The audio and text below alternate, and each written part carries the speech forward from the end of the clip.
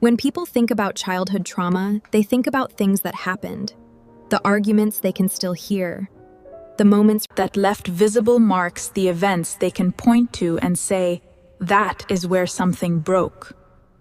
But there is another kind of wound that works completely differently. It is not defined by what happened. It is defined by what never did. No one comforted you when you cried and did not understand why. No one asked what you were feeling and actually waited for the answer. No one reflected your emotions back to you so you could learn to recognize them as real. The absence of those things leaves no visible scar. It leaves something harder to find and more harder to name. And the children who grow up in that absence do not usually know anything is wrong. They know simply adapt. They build habits that look from the outside like strengths, like maturity, like admirable independence, and they carry those habits into adulthood, never connecting them to what they actually are. Survival strategies for a child who had to figure out how to need less. Today, I want to show you what some of those habits look like. Not to make you feel broken, but because understanding where they came from is the first real step toward finally being able to put them down. The first habit, you never ask for help. Society calls this self-sufficiency. It praises you for it. You are the one who figures things out alone, the one who handles a personal crisis without calling anyone, the one who would never dream of admitting out loud that you cannot manage something by yourself. From the outside, this looks like strength. From the inside, it is something else entirely. When a child reaches out consistently and he meets indifference, distraction, or irritation, instead of a response, the brain makes a calculation quietly below the level of conscious. The calculation goes like this. Asking for help leads to rejection. Therefore, I must become my own source of everything. This is not self-sufficiency. This is a fortress built around a very specific wound. The wound of having needed something and been left to need it alone. As an adult, when you refuse help, you are not just being capable. You are protecting yourself from the specific pain of having a need and watching it go unmet. The fortress keeps you safe. It also keeps everyone out. And the loneliness inside it is something that your independence, however real and impressive it is, cannot fix. The second habit, you do not know what you are feeling. Someone asks how you feel about something and your mind goes completely blank. Not because you are being evasive.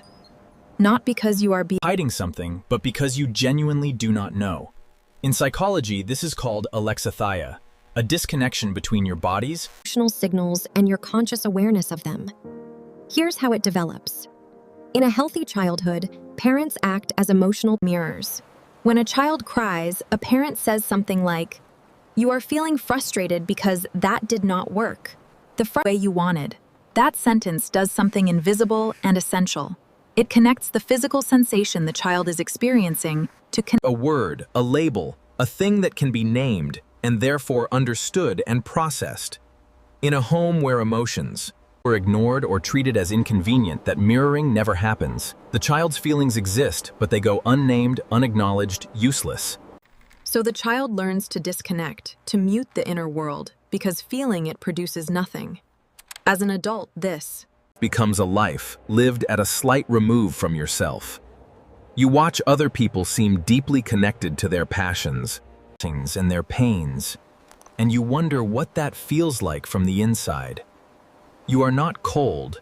You are not cold. And their pains, and you wonder what that feels like from the inside.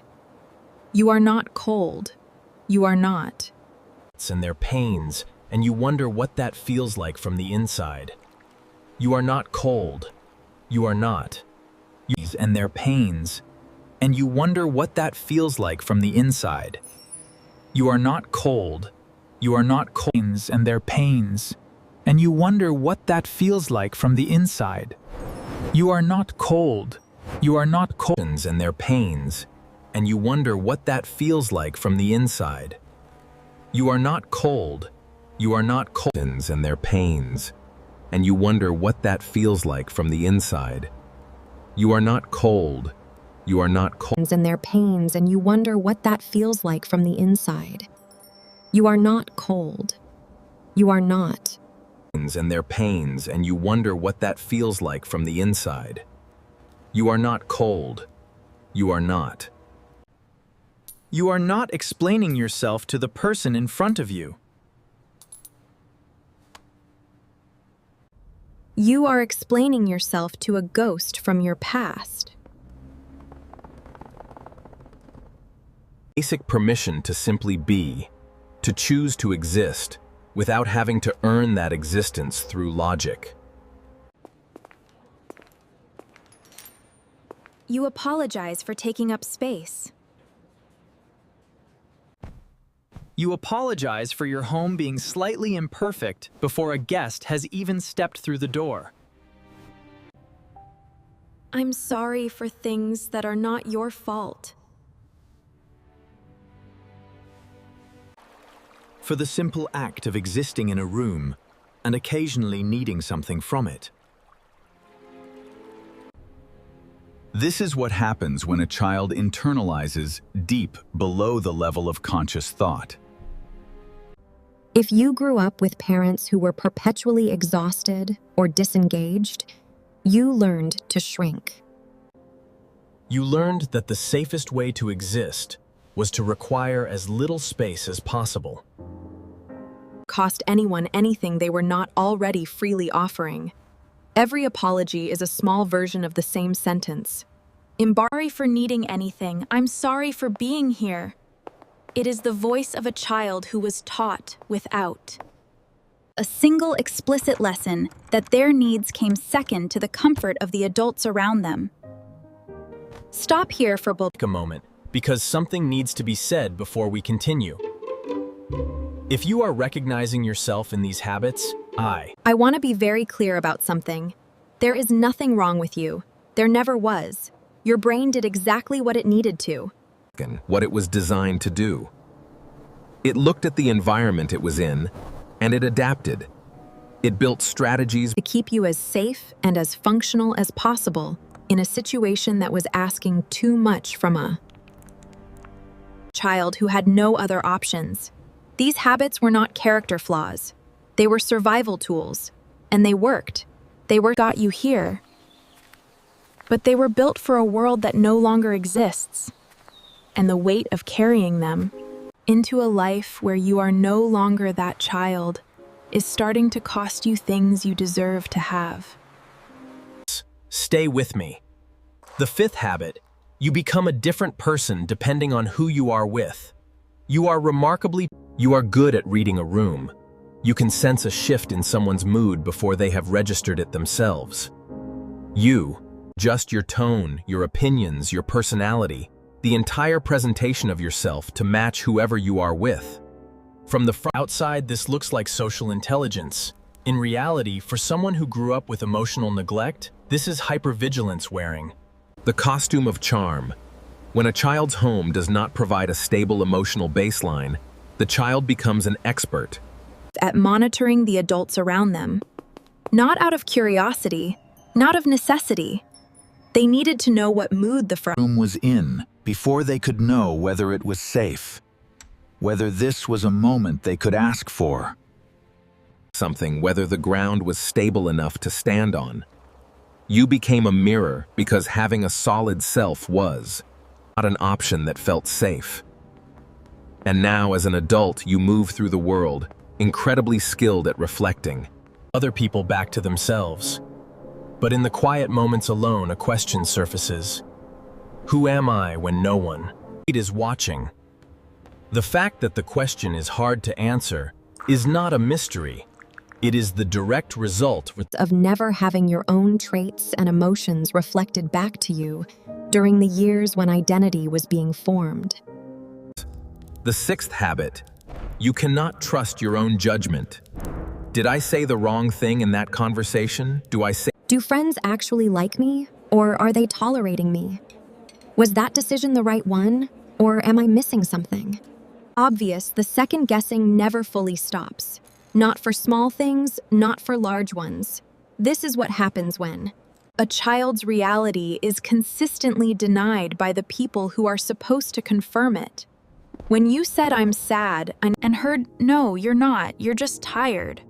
When you expressed a feeling and it was dismissed or ignored or Explained away, you learned that your internal compass was unreliable, that the signals you were receiving from inside yourself could not be trusted, and you started looking outside yourself for confirmation that what you were perceiving was real. That pattern does not disappear when childhood ends. It follows you into every decision, every relationship, every moment where you need to trust what you know and feel. The chronic self-doubt is not a personality trait. It is the absence of the one thing a child needs most to develop confidence. A parent who consistently said, "Yes, I see what you see. I believe what you feel. Your inner world is real. The seventh habit. You are everyone's support, but you disappear." And when you need help, you are the one people call. The therapist, friend, the reliable one, the person who shows. The mountain range stretches across the horizon, looking majestic and serene. A small white figure walks along a path. Do not call anyone. You handle it alone, or you do not handle it at all. But either way, you do it without reaching toward another person. This is not because you are stoic. It is because somewhere in your childhood, you discovered that the only way to receive a positive response from the people who were supposed to care for you was to be useful.